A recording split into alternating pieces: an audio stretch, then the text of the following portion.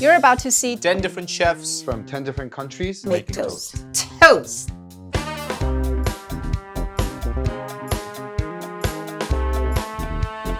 Today we're going to be making a recipe that is so close to so many people, chili cheese toast. You'll see this a lot in Indian 5-star hotels, especially the 24-hour coffee shops. We're using Indian style sandwich bread. Look at the size of the slice. It's gigantic. If I had a regular bread slice, it would probably come right in the middle. The first thing that we're going to do is toast these slices off. I have an oven set to 350 to get that extra moisture off. You don't want the bread to be limp. You want that bread that's at the base to be super nice and crisp. I'm using softened Amul butter and Amul cheese. It's processed cheese. Most similar to this cheese would be Monterey Jack in terms of the saltiness and the way it melts. For any Indians who are watching this, they know the nostalgic value of this cheese and this butter. This is the only cheese and butter that we grew up eating. So our mixture is ready. Our toast is also ready. No color, just nice and crisp. And that's what we want, because when this goes inside and it bakes, it's going to get even crispier. The whole reason that we put the softened butter inside this is so that you don't have to butter your toast first. I have my bread set with the cheese mixture, and in she goes for about 6 to 7 minutes at 400 degrees. For the last 2 minutes, you can just turn on the broiler. So the heat comes from the top. It's almost like a salamander. And just get the cheese nice and brown and bubbly from the top. So it's been a few minutes. I put the broiler setting on for the last 2 minutes. So when I do pull this out, I do want to see like a really nice, almost golden bubbly brown color on top. I left the sides on before because now it's time to trim it off and to really make it look nice. There's a reason why I use those really nice big bread slices, because there's so much trimming that happens that after the trimming, it looks this size. So can you imagine what it would look like if I used regular sliced bread and the triangles would look so small? It's cheesy, spicy, it's buttery. It's still crisp. One of my most favorite recipes in the world.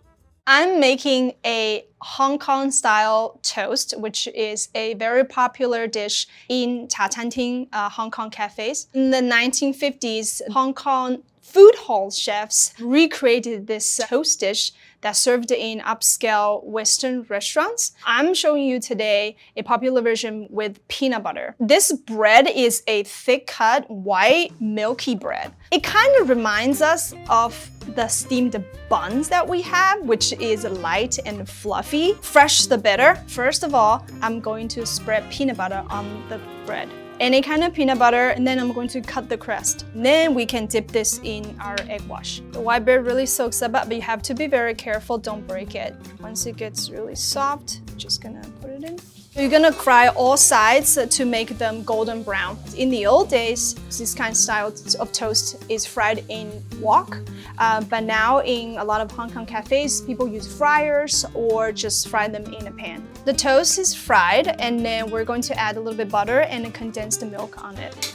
The egg is a little bit crispy, and then the bread is very soft, and then peanut butter is so soft.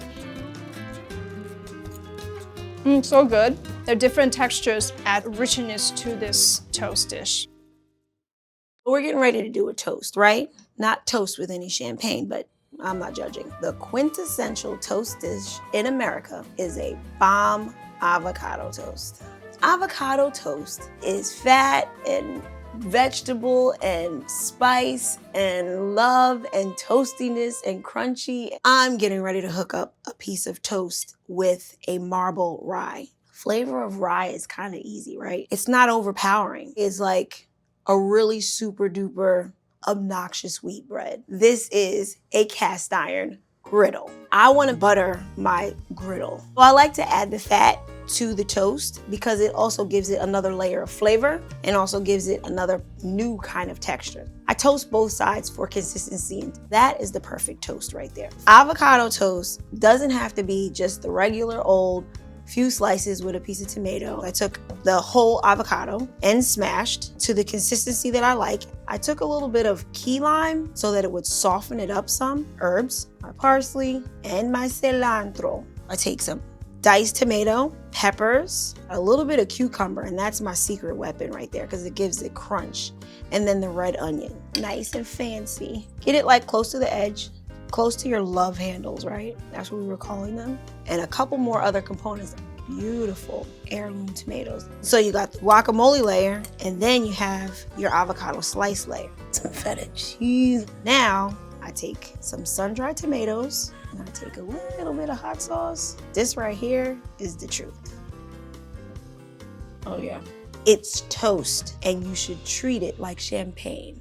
Today we're making a French toast that we call pain perdu, means lost bread or old bread. It's a way to save the old piece of bread that you have and put it in a custard, and you have a dessert. Today we're not going to use old bread. We're going to use a brioche. We have eggs in it and a lot of butter, so it's more rich and soft. So first you want to soak your brioche in a custard, so it's made of milk, heavy cream, eggs, yolk, sugar, cinnamon, vanilla. I'm gonna turn on my heat, add butter to the pan.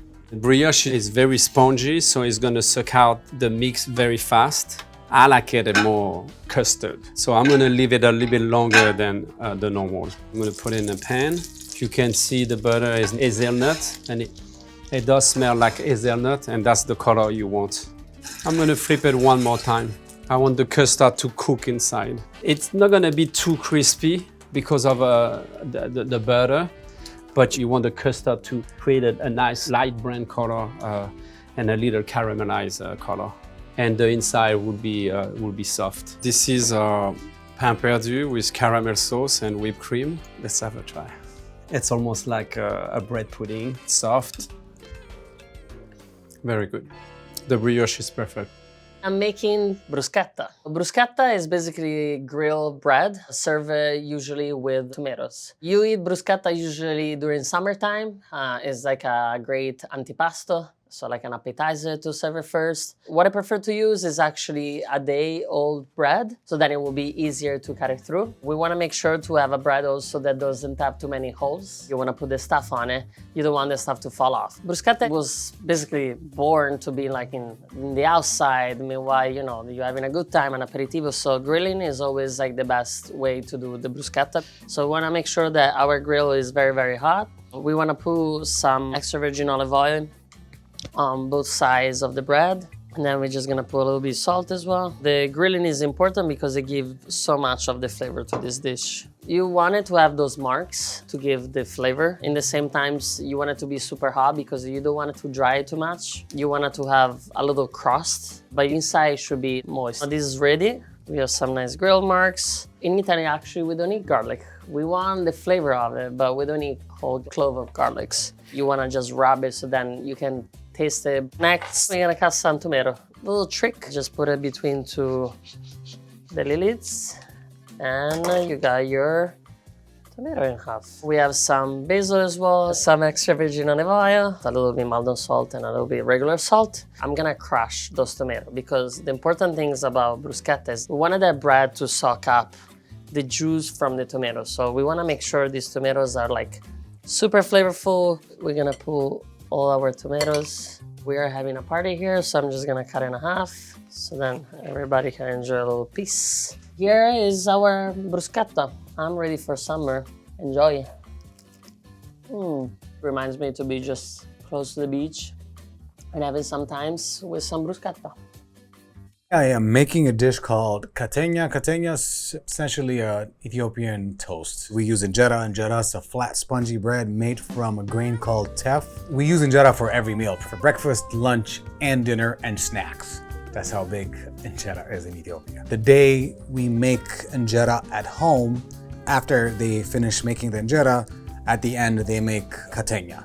Let's start by mixing the clarified butter with berbere. Berbere is an Ethiopian spice consisting of 30 different spices. Clarified butter is called kibe in Ethiopia. It's a clarified butter cooked with some herbs called koseret, cardamom, garlic, strained with a cheesecloth. You want your injera to be crispy, but not super dry. I don't want to over drown the injera with butter, just enough for the injera to get the flavor. So if you put too much, it'll also be very hard to toast. The katenya is ready. Now I can't wait to take a bite of this. The right amount of crunchiness. This is exactly how I like it.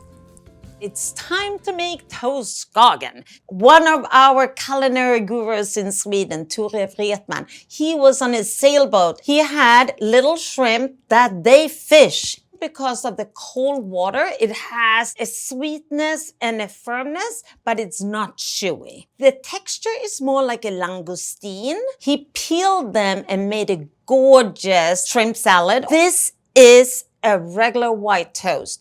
I use this bread because it doesn't take over the dish itself. It doesn't overpower the flavor like a rye, or doesn't have any nuts or anything that gets crunchy. It might seem plain, but for a toast, that is what you are looking for.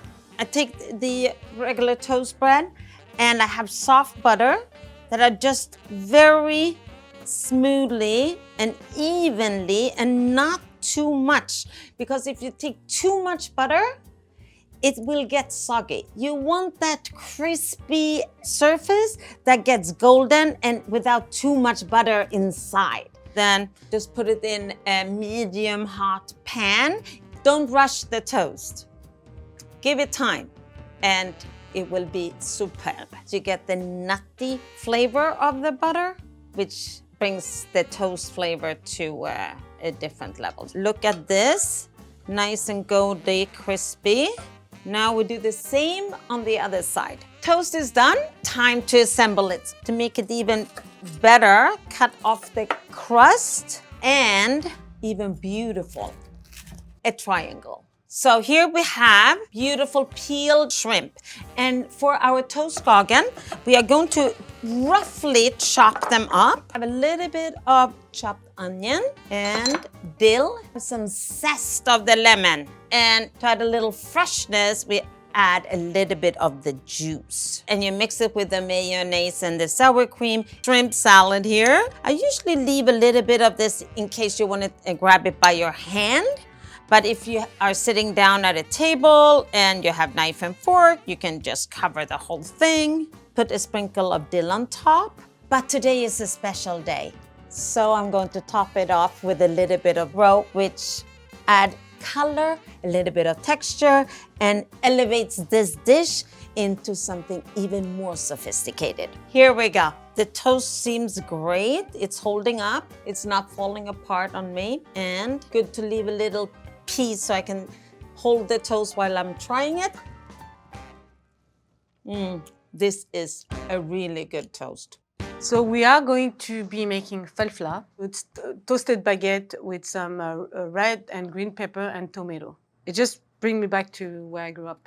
In Algeria, it's the biggest North African country. During war, the French lived in Algeria, and that's why the culinary came out as French-Algerian. So for whoever doesn't know what a baguette is, it's just a basic white bread. Very sturdy, very crispy, especially after toasting it. So we're gonna pour some olive oil on the pan. So I'm using a cast iron because I feel like the flavor stayed in it. And it's also very important because right after this, we're gonna move forward with cooking the pepper and the tomato all together. And I feel like it adds more flavor. You don't want it like too hard, you want it soft because you just don't want to lose a cheek, you know? So that's how I like it actually, honestly. That's good for the toasting. We have our falfla here, our toasted baguette. I like to add a little oil into the baguette, adding some harissa. We're adding the falfla on top of the baguette. We roasted in the oven for about 40 minutes. Green, red pepper, tomato, and some garlic. Adding some herbs into it. And voila. This is really good. I am making the toast dish called golden uni pan. The pan is bread. Golden is English. Uni is a sea urchin. So essentially it's a sea urchin open toast. The bread I'm using today is called chojuku. This is a Japanese bread brand. Super soft. This chojuku is practically milk bread. The milk contains in this bread makes this bread really softer. When you toast it, the outside gets very crunchy, but then the inside is still very soft and fluffy, and that's why I like this bread. But I like to do it with a toaster because it gives me consistency, and it's very easy to cook with. We're looking for golden brown, medium consistency of the toast. The toast is toasted, so let me take this out. I like to take the crust off because, you know, I work in the kitchen. And not a lot of people knows about this, but kitchen people needs to eat too during the shift. So by cutting off the crust, they have something to eat. Just don't tell anyone. Thanks. Starting with the Saikyo miso infused creme fraiche. It's a creme fraiche mixed with the Japanese miso called Saikyo miso. It's a white miso, anchovy butter, smoked and pickled daikon radish, and some tomatoes, and a little bit of scallion. So this is Hokkaido uni mayo, Parmesan Reggiano shave, shiso leaves. All right, now we have golden uni pan.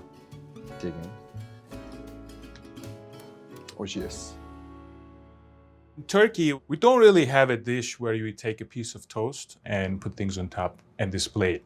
But bread has a very important role in Turkish culture. Almost every household in Turkey would get freshly baked bread daily. Bread is found in all of our meals, but today we're going to talk about breakfast because it's my favorite meal. If you go to a Turkish household, you would see a bunch of little things put in ramekins on the table. There are some savory stuff, some sweet stuff, and even some fresh vegetables depending on the season. I don't remember cutting my loaf of batar ever at home. What we always did was to just break it. And then you would take a little piece like this and put whatever you want on and eat it. Today I'm going to make you a better looking version of it. So I'm going to cut a slice of my sourdough. I'm going to make you a little bit of everything, starting with my favorite, honey and butter. So in my family, we always had honey with honeycomb. No mistakes here. Kind of like Bob Ross. Only happy incidents. You can just put feta, which is a Turkish favorite. My absolute favorite, honey and butter. The simplest thing in the world, but sometimes, or most of the times, simple things are the best things. I love this so much. It's better than all desserts. It's really good. Fantastic. This is so good. Nice and rich.